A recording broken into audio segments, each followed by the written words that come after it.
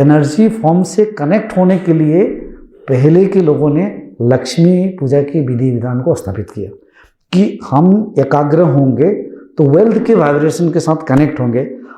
वो चीज़ को पहले ही बताया था। आज जो कि रुंडा बर्न ने द सीक्रेट या क्वांटम फिजिक्स जो बता रहा है, द लॉ ऑफ अट्रैक्शन की बात की जा रही है, जो मैनिफेस्टेशन की बात की जा रही है, वो चीज़ पूजा पाठ विधि विधान के अनुसार से यही चीज़ को समझाने के लिए कोशिश किया गया था। लेकिन बात यह हुई कि लोगों ने उसको छोड़कर स्थूल चीज़ों को पकड़ लिया, इतना ज़बरदस्त पकड़ लिया हजारों सालों से कि उसको समझने के लिए भी तैयार नहीं है कि दुर्गा के पीछे का जो साइंस है वो हमारे अंदर की उन शक्तियों की बात की जा रही है कि दुर्गति को नाश करने वाले शक्ति को ही हम दुर्गा कहते हैं। आपके अंदर में वो शक्ति आ गई कि किसी भी प्रकार की दुर्गति को नाश कर सकते हैं, तो आप में दुर्गा है, दुर्गा जागृत है। ये तभी होता है जब कुंडलिनी शक्ति पूरी तरह से जागृत है। इसीलिए तो नवरात्रि में 9 साधनाएं बनाई, 9 देवियों का साधना। 9 देवियों का साधना करने से आपके अंदर में कुछ सिद्धियाँ, कुछ शक्ति आएगी। और 10वां दिन पे दशानन का जलाया जाता है ना, रावण का। क्यों जलाया जाता है? दशानन मतलब आपके अंदर के जो अहंकार है, जब शक्ति जागृत होगी, सहस्रार चक्र खुलेगा और अहंकार का नाश हो गया, तो 9 रात्रि तक जो साधना करेगा तो उसकी संभावना है कि 9 देवियों का शक्ति जब आएगा तो दैव्य संपत्ति आ गई। और जिसके वजह से तीनों को कर लिया। मैं शॉर्टकट में बता रहा हूँ। और उसके बाद में अंत में उसका नाश होता है। ये सब साधनाएं बनाई गई है। तो अगर समझ लिया तो इसके विज्ञान को भी ये भी सही है, नहीं समझा तो यहाँ पे भी आपको गलती मिलेगी। आप पूरे देवी देवताओं के माध्यम से पूरे ब्रह्मांड को आप समझ सकते हैं। समझाने वाला अगर कोई व्यक्ति है तब वो कहेगा जो भी देवी देवता आप जो देख रहे हो ये ऐसे ही है जैसे कि शगुन ब्रह्म।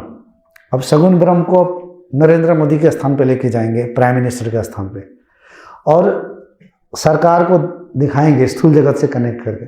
जिस प्रकार से बीजेपी सरकार के पूरे डिपार्टमेंट्स फैले हुए हैं, कितने चीफ मिनिस्टर हैं, कितने एमएलएज हैं, जिस प्रकार से बने हुए वार्ड मेंबर्स हैं, उसी अब ये पूरी सरकार को चला रहे हैं। लेकिन प्रमुख एक जगह में कोई बैठा है, संचालक है जो चला रहा है, कुछ चल रहा है, उसके नीचे और कोई है, उसके नीचे कोई और है। तो इसी प्रकार से ब्रह्मांड की सूक्ष्म एनर्जीज को उन लोगों ने अध्ययन करके इन्हीं देवी देवताओं के माध्यम से बताने के लिए प्रयास किया गया था कि ये एनर्जीज ही ब्रह्मांड को चला रहे हैं। और उसमें भी कहा कि ब्रह्मा विष्णु महेश, जो इलेक्ट्रॉन प्रोटॉन न्यूट्रॉन की कॉन्सेप्ट, और ये भी शास्त्रों में आपको कहीं ना कहीं मिल ही जाएंगे। हम तो बचपन से टीवी वगैरह में सुनकर देख कर आए हैं कि आदि शक्ति ही ब्रह्मा विष्णु महेश का भी कारण है, वहाँ से उत्पन्न होते। अब आदि शक्ति कौन है? अब जहाँ से ब्रह्मा विष्णु महेश निकल के आ रहे हैं वो है आदि शक्ति। तो आदि शक्ति अब कौन हो सकता है? सत्य रजस तमस, यही ब्रह्मा विष्णु महेश है। सत्य रजस तमस का अलग अलग जो एनर्जी का डायमेंशन है, यही ब्रह्मा विष्णु महेश है। तो सत्य रजस तमस की साम्य अवस्था,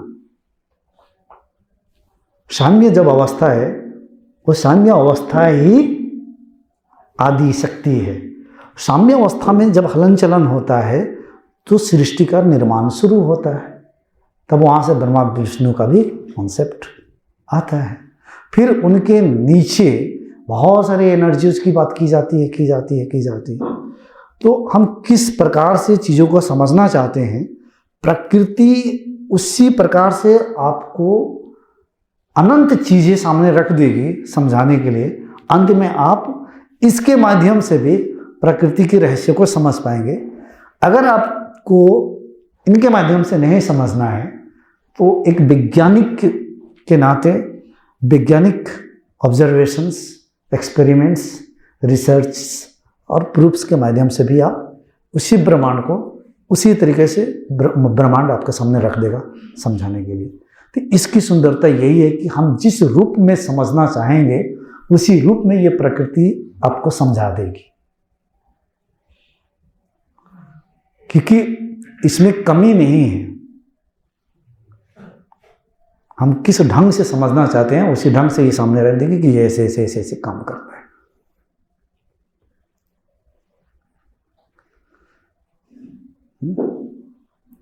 तो ये सारी चीजें हैं, ये सारी चीजें चाहिए। कुछ लोग मुझे मना करते हैं आप देवी देवता के खिलाफ मत बोलिएगा। सबसे ज़्यादा मुझे मना करके बार बार भेजे हैं वो मेरे ससुर जी, यहाँ पे आए हैं ना।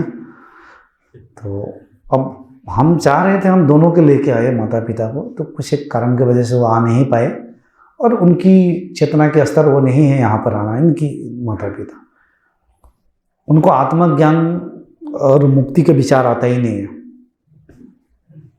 और पूजा पाठ काली देवी देवता बस इसके सिवा और कुछ नहीं है। सब फालतू बकवास, कुछ नहीं है, पैसा कमाओ मौज मस्ती में रहो। इस तरीके से कोई भी कुछ भी समझाने जाएंगे तो मुझे सब कुछ पता है कहेंगे। भगवान विष्णु को साधना करते हैं, उपासना करते हैं, तो वो समय नहीं आया है। जब समय नहीं आता है तो अपने परिवारजनों को भी समझाना बड़ा मुश्किल हो जाता है। और जब कोई समझना और एक्सेप्ट नहीं करेंगे, श्रद्धा भक्ति नहीं आएगा, तो कोई कुछ नहीं कर सकता है। हाँ माता जी को है तो, लेकिन माता जी को योग नहीं बना आने के लिए।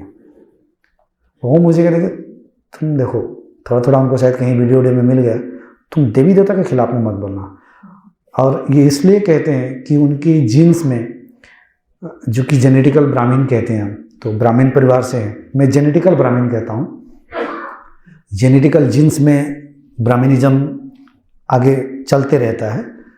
ये भी सत्य है कि ब्राह्मणिज्म जब चलते रहता है तो उनकी चित्त की अवस्था उसी प्रकार की होती है, सोचने समझने ये सब करने के लिए, ये गुण है। तो जेनेटिकल ब्राह्मण तो वो है। तो आपको पता है कि मैक्सिमम जो ब्राह्मण पर्सन्स हैं हमारे भारत के, या भारत के ब्राह्मण जो पृथ्वी पे फैले हुए हैं, आपको 90% मिल जाएंगे कर्मकांड से। आप अगर वेदों का अध्ययन करेंगे, वेदों को फिर बांटेंगे, तो आपको 60 दर्शन मिलेंगे। 60 दर्शन में कई बार इस पर मैंने बात कर चुका हूँ। पूर्व मीमांसा, उसमें कर्मकांड, देवी देवता, इंद्र को परम देवता माना गया है, तो ये सब पूजा पाठ के विधि विधानों का बनाया गया है। तो वहाँ से ये मतलब शुरू हुई और वहीं से ये बनते चला आया, और हजारों सालों से जेनेटिकली ये गुण, ये चित्त, ये विचार ट्रांसमिट होते जा रहा है। और आज आकर कोई कह दे कि तुम ऐसा मत करो, तो वो कैसे मानेंगे? क्योंकि पूरे पूर्वजों ने पूजा पाठ करते आया, कर्मकांड करते आया, और वो आकर अपने पतंजलि की फिलोसफी झाड़ रहे हैं। क्योंकि दर्शन में तो 6 दर्शन है ना, पूर्व मीमांसा है, उत्तरा मीमांसा है। अब उत्तरा मीमांसा में वेदांत की बात की जाती है, उपनिषदों की बात की जाती है। अब उसमें तो पूजा पाठ की ज़्यादा कुछ बात है ही नहीं, सीधी आत्मा की बात की जाती है, सत्य की बात की जाती है, या तो इस प्रकृति पुरुष की बात संख्या दर्शन में की जाती है। प्रकृति और पुरुष और कुछ नहीं है। प्रकृति है ये जो प्रकृति, पुरुष जो है वो परमात्मा है। अब संख्या दर्शन वाला अपना फिलोसफी झाड़ रहे हैं, आज वेदांत वाले अपना फिलोसफी झाड़ रहे हैं, कुछ नहीं है, वेदांत ही सही है। कर्मकांड वाले वो अपना झाड़ रहे हैं, वो अपना झंडा करने में लगे हुए हैं। न्याय दर्शन वाले वो अपना तर्क पे चल रहे हैं, तर्क पे। वैशेषिक दर्शन वाले वो साइंटिफिक वाले होते हैं, वो पदार्थों को तोड़ते हैं, पार्टिकल्स को तोड़ते फाड़ते जाते हैं। ये जो विज्ञान तोड़ फाड़ रहा है, ये तो वैशेषिक दर्शन, उसकी जेनेटिकल ट्रांसमिशन है। ये वही मतलब साइंटिस्ट है, उनको भी पता नहीं है कि हम कैसे हैं। वो कहीं ना कहीं पीछे जाओगे आप इतिहास को, तो वहां से आया होता है। अब योग दर्शन वाले वो पतंजलि की फिलोसफी झाड़ेंगे, अष्टांग मार्ग की बात करेंगे, यम नियम आसन प्राणायाम धर्म ध्यान प्रत्याहार, ये सब ध्यान समाधि की बात करेंगे। ये बोलेंगे ये सब बेकार है, ये मत करो, बस यही करो। और उसको लगता है ये बेकार है, तुम इसे पूजा पाठ छोड़ना मत, तुम्हें ये करना है। बाद में गोरखनाथ जी हठ योग, फिर हठ योग बनता है, हठ योग बन जाता है। कोई हठ योग को पकड़े और हठ योग की बात कर रहे हैं। हठ योग में अब शिवा को प्रमुख और तंत्र मंत्र बहुत सारी चीजें समा जाती है। तो अपने में कितने डिवाइड हो चुके हैं लोग। तो आपको देखना है इन सब से डिटेस्ट हो जाना है, सबसे डिटेस्ट होकर ऊपर से देखना है, जैसे कैमरा लगा हुआ है, सबको देखो आप कि कौन क्यों चिल्ला रहा है, चित्त की दशा देखो, क्यों चिल्ला रहा है, ये झंडा अपना गाड़ना चाह रहा है, ये गाड़ना चाह रहा है, सब तो एक ही सूर्य देव के नीचे है, एक ही सूर्य अमेरिका में भी उगता है, लंदन में भी उगता है, भारत में भी, हर जगह एक ही सूर्य है, आकाश एक ही आकाश के नीचे है, एक ही पृथ्वी पर है, लेकिन इतना भेदभाव कैसे आ गया सोच विचारधाराओं में, बिलीफ सिस्टम। तो पीछे इतिहास को देखेंगे तो आपको सब कुछ पता चल जाएगा। जब ये देखेंगे तब आप इनसे डिटेस्ट होने लग जाएंगे, डिटेस्ट होने लग जाएंगे तो आपको ये भी समझ में आने लग जाएगा कि ये सारी चीज़ें हमारे अवचेतन मन में सब कंडीशनिंग है, प्रोग्रामिंग है, मुझे तो इन सब से ऊपर निकलना है। तो अब आत्मज्ञान की ओर आगे बढ़ता है कोई, इन सब को विदा कर लेता है, वही आगे बढ़ता है। कोई भी आत्मज्ञानी पुरुष इन चीज़ों को बढ़ोतरी नहीं देता है, उसको निकालता है। हो सकता है आपका चित्त की दशा हमने पढ़ लिया कि आप कट्टर हिंदू है, कट्टर सनातनी है, कट्टर कर्मकांडी है, भागाऊंगा मैं, आपके साथ हमारी दोस्ती बनेगी, पूजा पाठ कर रहे हैं तो हम भी चले जाएंगे, हो सकता है तो हम भी जाकर पूजा कर लेंगे आपके साथ, क्योंकि आपके साथ मुझे रेपोर्ट बिल्ड करना है। रेपोर्ट बिल्ड मतलब तालमेल स्थापित करना है आपके माइंड के साथ। जैसे ही तालमेल स्थापित होने लग जाएगा, आपको सुनते सुनते बीच बीच में हम अपनी वाली टेबलेट खिला देंगे, आपको अपनी वाली गोली खिला देंगे। तो धीरे धीरे देखेंगे कि बात तो कहीं ना कहीं एक ही बात को बार बार बोलते जाएंगे, तो धीरे धीरे उसका चिंतन मनन में बदलाव आ जाएगा और धीरे से वो निकल कर आएगा। एक दिन जब पहुंचेगा तो फिर बोलेगा कि, तब वो पहली बार देखेगा कि सामने वाला व्यक्ति क्या है, वो शरीर नहीं देखेगा। जैसे आप लोग बैठे हो तो क्या देख रहे हो, शरीर ही देख रहे हो, लेकिन कभी भी गुरु का शरीर नहीं देखना चाहिए। माया को देखती है। अगर आप मेरे शरीर को देख रहे हो तो आप माया की दृष्टि माया को देख रहे हो, जो है उसको आप तो देख ही नहीं पाओगे। ये शरीर क्या है? मल मूत्र मांस खून पसीना से भरा हुआ हड्डियों का खंभा है, और क्या है इसके अंदर? क्या है? आप सब एक दूसरे का शरीर मत ही देखो, शरीर के अंदर उस स्पिरिट को देखो, उस जीवात्मा को देखो, उस सूक्ष्म जगत को देखो, उस सूक्ष्म जगत किसी के भी अंदर को देखो। वो है तभी ये शरीर काम कर रहा है, वो नहीं है तो काम ही नहीं करेगा। तो उसको देखो ना। और जो है जीवात्मा नित्य आनंद स्वरूप ही है, लेकिन वो जीवात्मा भी बस है एक चिंगारी के रूप में, लेकिन वो जीवात्मा कई फैकल्टीज को हायर करके काम करता है। वो करता नहीं है, बस है, उसके सकाश के कारण काम अपने आप होते हैं। जैसे आपने स्कूल खोला, आप प्रिंसिपल है, अकेले तो नहीं पढ़ाएंगे ना हर क्लास में हर सब्जेक्ट को, आपको फैकल्टीज को तो हायर करना पड़ता है ना स्कूल चलाने के लिए। तो इस स्कूल के अंदर, इसके अंदर भी चलाने के लिए वो जीवात्मा, जो स्पिरिट है अंदर, वो बहुत सारे फैकल्टीज को हायर हो जाता है और उसके द्वारा ये काम होता है। वो सब फैकल्टीज ही। गुस्सा करना एक फैकल्टी है, स्वीकार कर लेना, स्वीकार का भाव एक फैकल्टी है, धैर्य शक्ति एक फैकल्टी है, निर्णय लेने की शक्ति एक फैकल्टी है, एडजस्ट करने की शक्ति, मतलब किसी भी चीज़ को अपने अंदर हमने बहुत सहज भाव से समावेश कर लिया, ये भी एक फैकल्टी है। तो बहुत फैकल्टी जागृत होती है। लोभ एक फैकल्टी है, लोभ जागृत है आप में, क्रोध जागृत है, फैकल्टी है, ईर्ष्या ये फैकल्टी ये जागृत है, किसी स्त्री में रति पूरी तरह से जागृत है, किसी में कामदेव पूरी तरह से जागृत है। तो रति, कामदेव ये सब क्या है? फैकल्टीज है।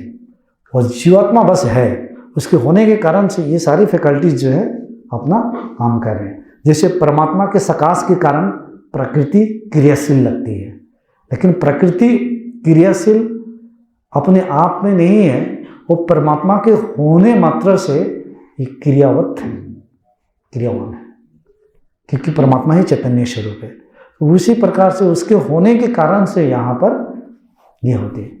अब जाने अनजाने में ढेर सारे लोग आसुरिक फैकल्टीज को जागृत कर लेते हैं, दैत्य फैकल्टीज को जागृत कर लेते हैं, राक्षसिक फैकल्टीज को जागृत कर लेते हैं, जैसे ईर्ष्या, क्रोध, लोभ, मोह,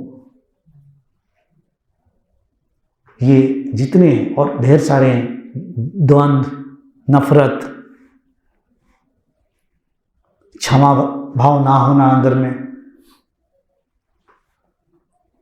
कंडीशनल लव, मेरा तुम्हारा, ये सब फैकल्टीज, क्योंकि इनके बिना ये इस इंस्टीट्यूशन में काम नहीं होगा।